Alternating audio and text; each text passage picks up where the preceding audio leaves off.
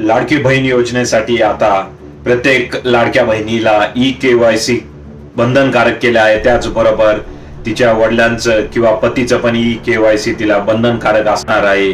त्यासाठी आता पुढील 2 महिन्याची मदतही सरकारने आज दिलेली आहे.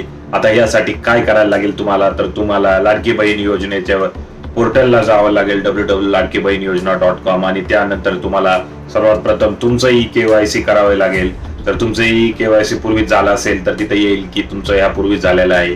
त्यानंतर खाली तुम्हाला पुढे एक नवीन विंडो ओपन होईल जिथं तुम्ही तुमच्या पतीचं किंवा वडिलांचं ई-KYC तुम्हाला करावं लागेल आणि सेम प्रोसेस असेल. त्यांचा आधार कार्ड तुम्हाला टाकावं लागेल.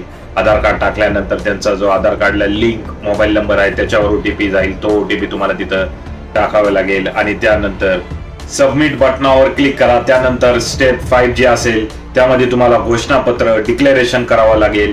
त्यासाठी तुम्हाला जे लाभार्थी आहेत त्यांना आपले जात प्रवर्ग निवडावा लागेल आणि खालील बाबी प्रमाणित करावे लागतील. माझ्या कुटुंबातील सदस्य नियमित शासकीय नोकरीत उपक्रमात कार्यरत नाही किंवा सेवानिवृत्तीनंतर निवृत्ती वेतन घेत नाही, इथं तुम्हाला टिक करावं लागेल. त्याचबरोबर माझ्या कुटुंबातील केवळ एक विवाहित आणि एक अविवाहित महिला या योजनेचा लाभ घेत आहे, या 2 गोष्टी तुम्हाला यस नो कराव्या लागतील आणि त्यानंतर वरील बाबींची नोंद करून चेकबॉक्सवर क्लिक करा आणि सबमिट बटन दाबा.